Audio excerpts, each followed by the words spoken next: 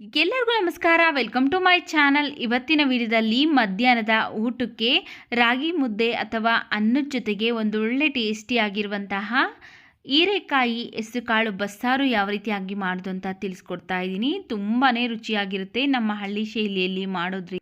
ನೋಡಿ, ಇಲ್ಲಿ ನಾನು ಅರ್ಧ ಕೆಜಿ ಆಗೋಷ್ಟು ಎಳೆದಾಗಿರುವಂತಹ ಹೀರೆಕಾಯಿನ ತಗೊಂಡಿದ್ದೀನಿ. ಈಗ ಇದರಲ್ಲಿರುವಂತಹ ಸಿಪ್ಪೆನ ಲೈಟಾಗಿ ತೆಗೆದು ನಾವು ಸಣ್ಣ ಸಣ್ಣ ಪೀಸ್ಗಳಾಗಿ ಕಟ್ ಮಾಡ್ಕೊಳ್ಬೇಕು.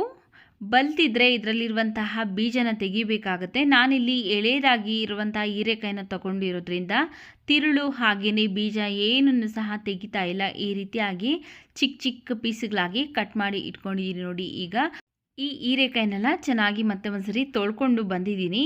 ಈಗ ಇದನ್ನು ಸೈಡ್ಗೆ ಇಟ್ಟು ಫಸ್ಟು ಒಂದು ಕುಕ್ಕರ್ಗೆ ನಾನು 1 ಕಪ್ಪು ಹೆಸರು ಕಾಳು ಹಾಕ್ಕೊಳ್ತಾ ಇದ್ದೀನಿ. ಹಾಗೆಯೇ ಅದೇ ಕಪ್ಪಲ್ಲಿ ಸೇಮ್ ಕಪ್ಪಲ್ಲಿ ಅರ್ಧ ಕಪ್ಪು ತೊಗರಿ ಬೇಳೆನ ಹಾಕ್ಕೊಂಡು ಒಂದೆರಡು ಸರಿ ಚೆನ್ನಾಗಿ ತೊಳ್ಕೊಂಬರ್ತೀನಿ. ನಾವು ಬರೀ ಹೆಸರು ಕಾಳಲ್ಲೂ ಮಾಡ್ಬೋದು ಅಥವಾ ಬರೀ ತೊಗರಿ ಬೇಳೆಯಲ್ಲೂ ಮಾಡ್ಬೋದು. ನಾನಿಲ್ಲಿ ಎರಡನ್ನೂ ಸಹ ಬಳಸಿರೋದ್ರಿಂದ ಟೇಸ್ಟ್ ಚೆನ್ನಾಗಿರುತ್ತೆ ಅಂತ 2 ಸರಿ ತೊಳ್ಕೊಂಡಾದಮೇಲೆ ಕಟ್ ಮಾಡಿ ಇಟ್ಕೊಂಡಿರುವಂತಹ ಹೀರೆಕಾಯಿ ಹಾಗೆಯೇ 2 ಟೊಮೆಟೊ ಹಣ್ಣನ್ನು ಸೇರಿಸಿದ್ದೀನಿ. ಈಗ ಇದಕ್ಕೆ ಇವಿಷ್ಟು ಬೇಯೋದಕ್ಕೆ ಬೇಕಾಗುವಷ್ಟು ನೀರು ಹಾಕ್ಕೊಳ್ಬೇಕು. ನಾನಿಲ್ಲಿ ಒಂದು ಸ್ವಲ್ಪ ನೀರನ್ನು ಜಾಸ್ತಿನೇ ಹಾಕ್ಕೊಂಡಿದ್ದೀನಿ. ಯಾಕಂದರೆ ಇದು ಬೇಯಿಸಿರುವಂತಹ ನೀರಲ್ಲೇ ಬಸ್ಸಾರು ಮಾಡೋದ್ರಿಂದ ಒಂದು ಸ್ವಲ್ಪ ನೀರನ್ನು ಜಾಸ್ತಿನೇ ಹಾಕ್ಕೊಂಡಿರಬೇಕು. ಹಾಗೆಯೇ ರುಚಿಗೆ ತಕ್ಕಷ್ಟು ಉಪ್ಪು ಹಾಕಿ ಒಂದು ಸರಿ ಮಿಕ್ಸ್ ಮಾಡಿ ಈಗ ಕುಕ್ಕರ್ ಲಿಡ್ನ ಕ್ಲೋಸ್ ಮಾಡಿ ಸ್ಟವ್ ಮೇಲೆ ಇಟ್ಟು 1 ವಿಷಲ್ ಅಷ್ಟನ್ನೇ ಕೂಗಿಸ್ಕೊಳ್ಬೇಕು. 2-3 ಎಲ್ಲ ಕೂಗಿಸೋದಕ್ಕೆ ಹೋಗಬಾರ್ದು, ಯಾಕಂದರೆ ಮೆತ್ತಗಾಗ್ಬಿಡುತ್ತೆ. 1 ವಿಷಿಲ್ ಬಂದಾದಮೇಲೆ ಸ್ಟವ್ ಆಫ್ ಮಾಡಿ ಒಂದು 30 ಸೆಕೆಂಡ್ ಆದಮೇಲೆ ಓಪನ್ ಮಾಡಬೇಕು. ತಕ್ಷಣ ಎಲ್ಲ ಓಪನ್ ಮಾಡಬೇಡಿ. ಹಾಗೆಯೇ ಅದು ಕಂಪ್ಲೀಟಾಗಿ ಕೂಲ್ ಆಗೋದಕ್ಕೂ ಸಹ ಬಿಡಬಾರ್ದು. ಕೂಲ್ ಆಗೋಕ್ಕೆ ಬಿಟ್ಟರೆ ಮೆತ್ತಗಾಗ್ಬಿಡುತ್ತೆ. ನೋಡಿ, ಈ ರೀತಿಯಾಗಿ ಕರೆಕ್ಟಾಗಿ ಬೆಂದಿರಬೇಕು. ತುಂಬ ನುಣ್ಣಗೂ ಆಗಿಲ್ಲ, ಹಾಗೆ ತುಂಬ ಗಟ್ಟಿಯಾಗೂ ಇಲ್ಲ, ಚೆನ್ನಾಗಿ ಬೆಂದಿದೆ ಹದವಾಗಿ. ನೋಡಿ, ಈ ರೀತಿಯಾಗಿ ಹೋಲ್ಸಿರುವಂತಹ ಪಾತ್ರೆಗೆ ಹಾಕ್ಕೊಂಡು ನಾವು ಇದರಲ್ಲಿ ಇರುವಂತಹ ನೀರನ್ನೆಲ್ಲ ನಾವು ಸಪ್ರೇಟ್ ಮಾಡ್ಕೊಳ್ಬೇಕು. ನಾನಿಲ್ಲಿ ಒಂದು 5ರಿಂದ 6 ಜನಕ್ಕಾಗೋಷ್ಟು ಸಾಂಬಾರನ್ನ ಮಾಡ್ತಾಯಿದ್ದೀನಿ. ಈಗ ಬೇಯಿಸಿರುವಂತಹ ಟೊಮೆಟೊ ಹಾಗೆಯೇ ಸ್ವಲ್ಪ ಹೆಸರು ಕಾಳು, ತೊಗರಿಬೇಳೆ, ಒಂದು ಸ್ವಲ್ಪ ಹೀರೆಕಾಯಿ ಇದ್ದರೂ ಪರವಾಗಿಲ್ಲ ತೆಗೆದಿಟ್ಕೊಳ್ತಾ ಇದ್ದೀನಿ. ಸಾಂಬಾರಿಗೆ ಮಸಾಲ ರುಬ್ಕೊಳ್ಳೋದಕ್ಕೋಸ್ಕರ ಈ ಪ್ಲೇಟಲ್ಲಿ ತೆಗೆದಿಟ್ಕೊಳ್ತಾ ಇದ್ದೀನಿ. ಹಾಗೆ ಈ ಬಟ್ಲಲ್ಲಿರುವಂಥದ್ದು ಪಲ್ಯಕ್ಕೋಸ್ಕರ. ಹಾಗೆ ಈ ಬೇಯಿಸ್ಕೊಂಡಿರುವಂತಹ ನೀರನ್ನು ಯಾವುದೇ ಕಾರಣಕ್ಕೂ ಚೆಲ್ಲಬಾರ್ದು, ಹಾಗೆಯೇ ಇಟ್ಕೊಳ್ಬೇಕು. ಇಲ್ಲಿ ಸಾಂಬಾರಿಗೆ ಮಸಾಲ ರುಬ್ಕೊಳ್ಳೋದಕ್ಕೋಸ್ಕರ ಬೇಯಿಸಿರುವಂತಹ ಟೊಮೆಟೊ ಹಾಗೆಯೇ ಹೆಸರುಕಾಳು ತೊಗರಿಬೇಳೆನ ತೆಗೆದಿಟ್ಕೊಂಡಿದ್ರಲ್ಲ, ಅದು ಬಿಸಿ ತಣ್ಣಗಾಗ್ಬಿಡ್ತಾ ಇದ್ದೀನಿ. ತಣ್ಣಗಾಗೋಷ್ಟರಲ್ಲಿ ಈರುಳ್ಳಿ ಬೆಳ್ಳುಳ್ಳಿ ಫ್ರೈ ಮಾಡ್ಕೊಳ್ಳೋಣ. ಒಂದು ಬಾಣಲಿ ಬಿಸಿಗಿಟ್ಟು ಅದಕ್ಕೆ ನಾನು 1 ಸ್ಪೂನ್ ಆಗೋಷ್ಟು ಎಣ್ಣೆ ಹಾಕ್ಕೊಂಡು ಎಣ್ಣೆ ಬಿಸಿ ಆದಮೇಲೆ 1 ಗಡ್ಡೆ ಬೆಳ್ಳುಳ್ಳಿ ಹಾಗೆಯೇ 1 ಗಡ್ಡೆ ಈರುಳ್ಳಿನ ಕಟ್ ಮಾಡಿ ಹಾಕ್ಕೊಂಡು ಚೆನ್ನಾಗಿ ಫ್ರೈ ಮಾಡ್ಕೊಳ್ತಾ ಇದ್ದೀನಿ. ನೋಡಿ, ಈ ರೀತಿಯಾಗಿ ಫ್ರೈ ಮಾಡಿಕೊಂಡ್ರೆ ಸಾಕಾಗುತ್ತೆ. ಈಗ ಸ್ಟವ್ ಆಫ್ ಮಾಡಿಕೊಂಡು ಪಕ್ಕಕ್ಕೆ ಇಟ್ಕೊಳ್ತಾ ಇದ್ದೀನಿ. ಫಸ್ಟು ಒಂದು ಮಿಕ್ಸಿ ಜಾರ್ಗೆ ನಾನು ಫಸ್ಟನ್ನೇ ತೆಗೆದಿಟ್ಕೊಂಡಿದ್ರಲ್ಲ ಟೊಮೆಟೊ ಹಾಗೆ ಹೆಸರು ಕಾಳು, ಅದನ್ನು ಈಗ ಇದಕ್ಕೆ ಹಾಕ್ಕೊಳ್ತಾ ಇದ್ದೀನಿ. ಆನಂತರ ಈರುಳ್ಳಿ ಬೆಳ್ಳುಳ್ಳಿನ ಫ್ರೈ ಮಾಡ್ಕೊಂಡಿದ್ರಲ್ಲ, ಆ ಈರುಳ್ಳಿ ಬೆಳ್ಳುಳ್ಳಿನ ಈಗ ಇದಕ್ಕೆ ಸೇರಿಸಿದ್ದೀನಿ. ಒಂದು ಸ್ವಲ್ಪ ಕೊತ್ತಂಬರಿ ಸೊಪ್ಪು ಹಾಗೆಯೇ 1-2 ಸ್ಪೂನ್ ಆಗೋಷ್ಟು ಹಸಿ ಕಾಯಿ ತುರಿ ಹಾಗೆ 1.5 ಸ್ಪೂನ್ ಆಗೋಷ್ಟು ಸಾಂಬಾರು ಪೌಡರ್ ಹಾಕ್ಕೊಳ್ತಾ ಇದ್ದೀನಿ. ಸಾಂಬಾರು ಪೌಡರ್ ಲಿಂಕ್ ಬೇಕು ಅಂದರೆ ಡಿಸ್ಕ್ರಿಪ್ಷನ್ ಬಾಕ್ಸಲ್ಲಿ ಕೊಟ್ಟಿರ್ತೀನಿ, ಪ್ಲೀಸ್ ಒಂದ್ಸರಿ ಚೆಕ್ ಮಾಡ್ಕೊಳ್ಳಿ. ಹಾಗೆಯೇ 1 ಸ್ಪೂನ್ ರೆಡ್ ಚಿಲ್ಲಿ ಪೌಡರ್ ಹಾಕ್ಕೊಳ್ತಾ ಇದ್ದೀನಿ. ನಿಮ್ಮ ಖಾರಕ್ಕೆ ಎಷ್ಟು ಬೇಕಷ್ಟು ನೀವು ನೋಡಿಕೊಂಡು ಹಾಕ್ಕೊಳ್ಳಿ. ರೆಡ್ ಚಿಲ್ಲಿ ಪೌಡರ್ ಲಿಂಕು ಬೇಕು ಅಂದರೆ ಅದನ್ನು ಸಹ ಡಿಸ್ಕ್ರಿಪ್ಷನಲ್ಲಿ ಕೊಟ್ಟಿರ್ತೀನಿ. ಹಾಗೆಯೇ ಇದಕ್ಕೆ 1 ನಲ್ಲಿಕಾಯಿ ಗಾತ್ರದಷ್ಟು ಹುಣಸೆ ಹಣ್ಣನ್ನು ಸೇರಿಸ್ತಾ ಇದ್ದೀನಿ. ಈಗ ಇವಿಷ್ಟು ಬೇಯಿಸ್ಕೊಂಡಿದ್ರಲ್ಲ, ಆ ನೀರನ್ನು ಒಂದು ಸ್ವಲ್ಪ ಹಾಕ್ಕೊಂಡು ನುಣ್ಣಗೆ ಗ್ರೈಂಡ್ ಮಾಡ್ಕೊಂಬರ್ತೀನಿ. ಬೇರೆ ನೀರೆಲ್ಲ ಸೇರಿಸೋದಕ್ಕೆ ಹೋಗಬೇಡಿ. ಬಸ್ಸಾರು ಮಾಡೋದಕ್ಕೆ ಯಾವಾಗಲೂ ಸಹ ಸೊಪ್ಪು ಅಥವಾ ತರಕಾರಿ ಏನರಲ್ಲಿ ನಾವು ಬಸ್ಸಾರು ಮಾಡ್ತಿರಲ್ಲ, ಆ ಬೇಯಿಸಿರುವಂತಹ ನೀರಲ್ಲೇ ನಾವು ಮಾಡ್ಕೊಳ್ಬೇಕು.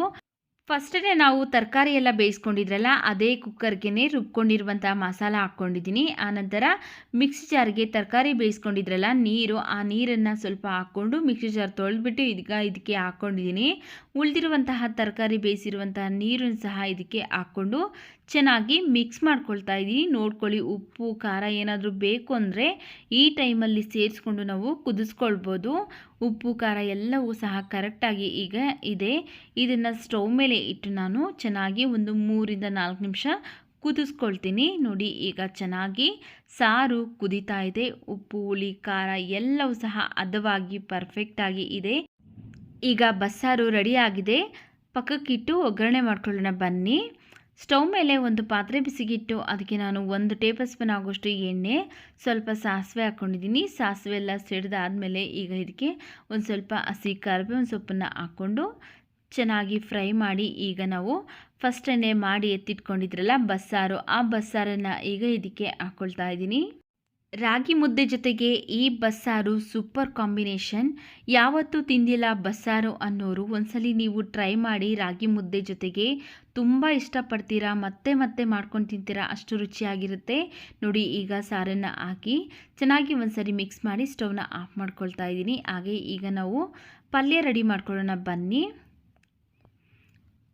ಸ್ಟವ್ ಮೇಲೆ ಮತ್ತೆ ಬಾಣಲಿ ಬಿಸಿಗಿಟ್ಟು ಅದಕ್ಕೆ ನಾನು 1 ಸ್ಪೂನ್ ಎಣ್ಣೆ ಹಾಕ್ಕೊಂಡಿದ್ದೀನಿ. ಎಣ್ಣೆ ಬಿಸಿ ಆದಮೇಲೆ ಸ್ವಲ್ಪ ಸಾಸಿವೆ, ಹಾಗೆ ಸ್ವಲ್ಪ ಹಸಿ ಕರಿಬೇವಿನ ಸೊಪ್ಪು, 2 ಈರುಳ್ಳಿನ ಸಣ್ಣದಾಗಿ ಕಟ್ ಮಾಡಿ ಹಾಕ್ಕೊಳ್ತಾ ಇದ್ದೀನಿ. ಹಾಗೆಯೇ ಒಂದು 2 ರಿಂದ 3 ಒಣಮೆಣಸಿನಕಾಯನ್ನು ಸಹ ಹಾಕ್ಕೊಂಡು ಫ್ರೈ ಮಾಡ್ಕೊಳ್ತಾ ಇದ್ದೀನಿ. ಇವೆರಡನ್ನೂ ಸಹ ಚೆನ್ನಾಗಿ ಫ್ರೈ ಆದ ನಂತರ ಈಗ ಇದಕ್ಕೆ ನಾವು ಒಂದು 2 ರಿಂದ 3 ಸ್ಪೂನ್ ಆಗೋಷ್ಟು ಹಸಿ ಕಾಯಿ ತುರಿ, ಸ್ವಲ್ಪ ಸಣ್ಣದಾಗಿ ಕಟ್ ಮಾಡಿರುವಂತಹ ಕೊತ್ತಂಬರಿ ಸೊಪ್ಪನ್ನು ಹಾಕಿ ಚೆನ್ನಾಗಿ ಫ್ರೈ ಮಾಡ್ಕೊಳ್ತಾ ಇದ್ದೀನಿ. ನೋಡಿ, ಈ ರೀತಿಯಾಗಿ ಚೆನ್ನಾಗಿ ಫ್ರೈ ಮಾಡಿ ಈಗ ನಾವು ಫಸ್ಟೇ ಏನು ಪಲ್ಯಕ್ಕಂತ ಎತ್ತಿಟ್ಕೊಂಡಿದ್ರಲ್ಲ ಬೇಯಿಸಿರುವಂತಹ ಹೀರೆಕಾಯಿ ಹಾಗೆ ಹೆಸರು ಕಾಳು, ಈಗ ಅದನ್ನು ಸೇರಿಸಿ ಚೆನ್ನಾಗಿ ಮಿಕ್ಸ್ ಮಾಡ್ಕೊಳ್ಬೇಕು. ಸ್ಟವ್ನ ಲೋ ಫ್ಲೇಮಲ್ಲಿ ಇಟ್ಕೊಂಡು ಚೆನ್ನಾಗಿ ಮಿಕ್ಸ್ ಮಾಡ್ಕೊಳ್ತಾ 1 ನಿಮಿಷ ಫ್ರೈ ಮಾಡ್ಕೊಳ್ಬೇಕು. ಯಾಕಂದರೆ ಇದರಲ್ಲಿರುವಂತಹ ನೀರಿನಂಶ ಏನಾದರೂ ಉಳಿತು ಅಂದರೆ ಅದು ಸ್ವಲ್ಪ ಎಲ್ಲ ಚೆನ್ನಾಗಿ ಇಂಗುತ್ತೆ ಅಂತ. ಈಗ ರೆಡಿ ಆಗಿದೆ, ಸ್ಟವ್ನ ಆಫ್ ಮಾಡ್ಕೊಳ್ತಾ ಇದ್ದೀನಿ. ನೋಡಿದ್ರಲ್ಲ, ತುಂಬ ಸುಲಭವಾಗಿ ಹಳ್ಳಿ ಶೈಲಿಯಲ್ಲಿ ಮಾಡುವಂತಹ ಹೀರೆಕಾಯಿ ಹೆಸರುಕಾಳು ಬಸ್ಸಾರು ಯಾವ ರೀತಿಯಾಗಿ ಮಾಡೋದು ಅಂತ. ವಿಡಿಯೋ ಇಷ್ಟ ಆಗಿದರೆ ವಿಡಿಯೋಗೆ ಲೈಕ್ ಮಾಡಿ, ವಿಡಿಯೋವನ್ನು ಶೇರ್ ಮಾಡಿ, ನಮ್ಮ ಚಾನಲ್ಗೆ ಸಬ್ಸ್ಕ್ರೈಬ್ ಮಾಡಿ, ಸಪೋರ್ಟ್ ಮಾಡಿ.